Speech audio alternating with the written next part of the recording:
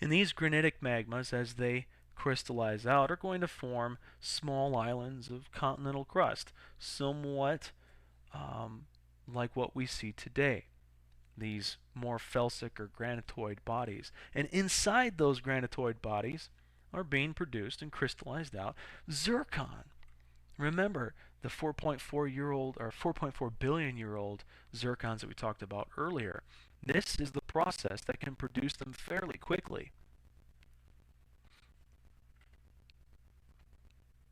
When we look at the atmosphere, it was also much different.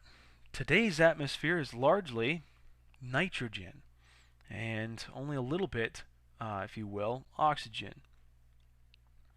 The air we breathe today, right now, is largely due in part to the byproducts of biologic activity. Whereas back in the Archean, we don't have that biologic activity. What we do have, however, is volcanic uh, volatiles. So the volatiles that are being released from these volcanic eruptions are largely water vapor, carbon dioxide, nitrogen, hydrous sulfide, even very very toxic types of things that come out as well, but no free molecular oxygen. We'll talk a bit about how we know that in a little bit.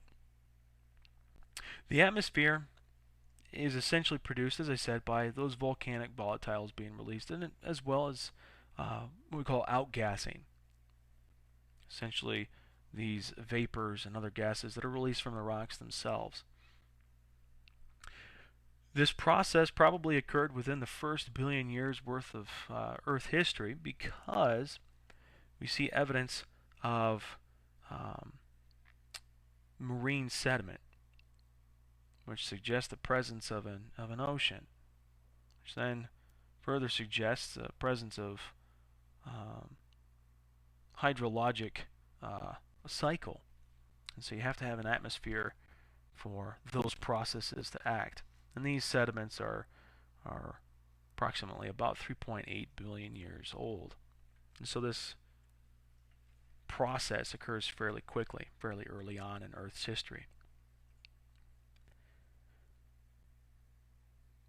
The hydrologic, or the introduction of the hydrologic system, where it precipitates and accumulates into these oceans, this water, is going to produce a fun chemical change within the rocks.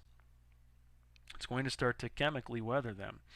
Now, when you think about rainwater, hopefully you don't think about some Dasani bottled water. It's not something that's pure. It's not something that's gone through reverse osmosis, quote unquote.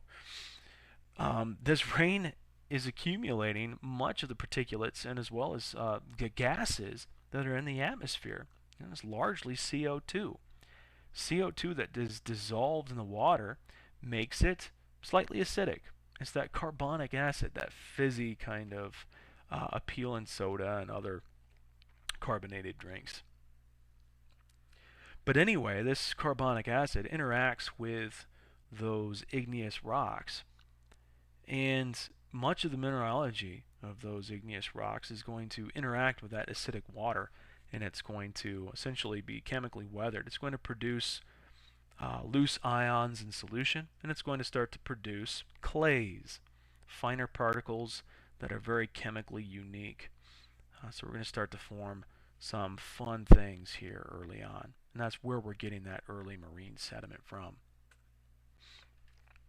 The ions that travel down into the oceans and through this system are calcium, magnesium, silica, just to name a few. And much of these ions are used by creatures today. They use them for living processes, if you will. But we know again that there's nothing out there that's going to be using them right now, at least not in the Archean. But the production of the limestones from these shells is going to be a of particular importance later on in the Paleozoic, but we're not really forming carbonates out there, whether by biologic means or just chemical precipitation of carbonates. We're not going to produce that because the oceans are largely acidic. Again, they contain a lot of that dissolved carbon dioxide, so we're really not going to be able to deposit lime mud for limestones right now. But later on in the Proterozoic, we'll talk about some really weird iron-rich carbonates. So that's the atmosphere, or at least some evidence for the production of the atmosphere. But again, how did we get our oxygen? Well, again, the initial atmosphere in the Archean is originally oxygen poor, but something happens. And that something is what we'll talk about in the next slide. But first, again, the hydrologic system that's enacting here at that time.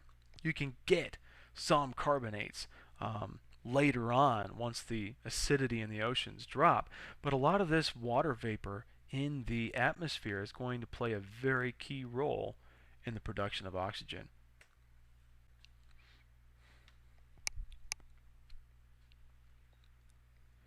There are generally two processes that will generate free molecular oxygen that we'll talk about. One is photochemical dissociation, and the other is photosynthesis. The one that is acting in the Archean is photochemical dissociation. All of that water vapor up in the atmosphere is going to be split up into hydrogen and oxygen respectively by high energy ultraviolet light. It's going to split those molecules apart. We lose all of that hydrogen, but the O2 goes into making not an oxygenated atmosphere, but rather it goes into making the ozone layer, which we know filters much of the ultraviolet radiation out today. But nonetheless, it's still produced a good modest amount of oxygen at this point. We're going to be talking about photochemical dissociation in a little bit, specifically at the end of the Proterozoic as a major contributor to oxygen production. But at this point, it's just a modest role. And so we have some free molecular oxygen at some point within the Archean atmosphere. But we'll talk about that further in a little bit. Again, the other process for forming free molecular oxygen is photosynthesis. And it's far more important to us today because it produces oxygen in bulk, at least, or it regulates the production of oxygen. This is produced by biologic processes. You can go outside and hug a tree. It's essentially the process of splitting up carbon dioxide into carbon, which the plant uses, and oxygen, which it gives off. But it's not essentially logical to suggest that trees are out there making oxygen before trees could exist. It wasn't the point in time where trees could. But let's take a step back. Earth's early atmosphere being poor in oxygen is suggested by a handful of observations that we can make of essentially Archean rocks. When we look at the Archean rocks, very few contain oxidized iron minerals. No hematite, no limonite. We know that when iron is in the presence of oxygen, it essentially oxidizes.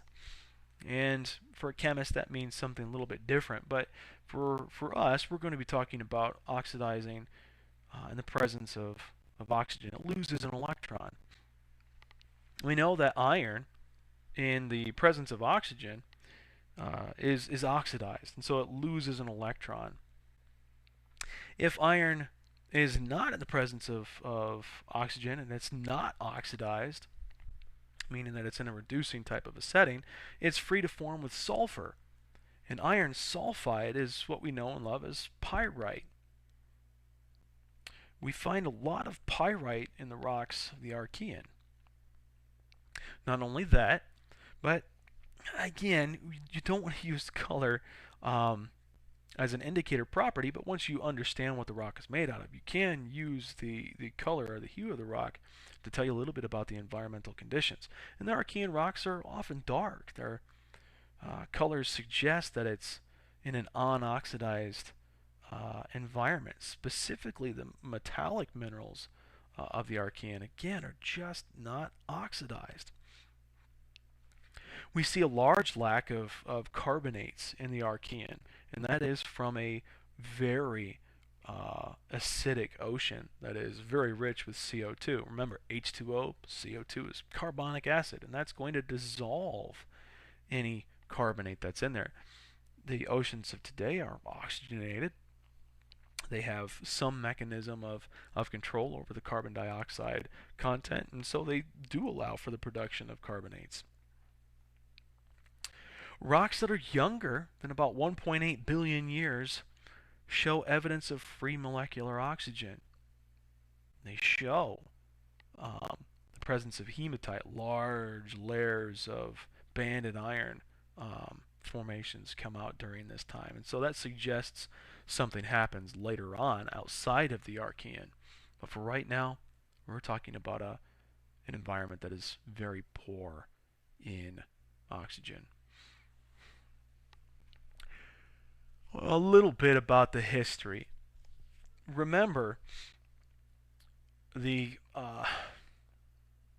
story that I told you about Sedgwick and Murchison. Remember, Sedgwick studied the Cambrian. He named the Cambrian. And anything that came before his rocks was just simply called Precambrian. Remember the story that we talked about. These Precambrian rocks represent a huge amount of time, and already we've already talked about a huge amount of time.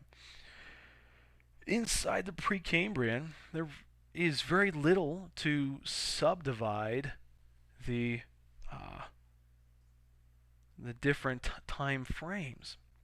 But radiometric age dating does help us differentiate between Archean-aged rocks, Proterozoic aged rocks, Hadean aged rocks.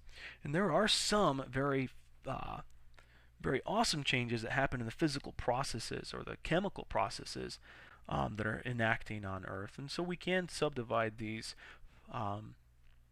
aeons accordingly.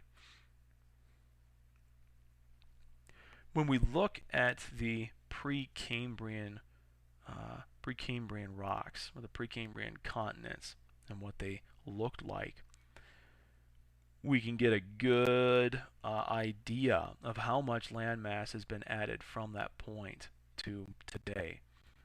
The off-white or cream-colored areas of this map are essentially Precambrian aged rocks, most of them Archean in age or Proterozoic in age.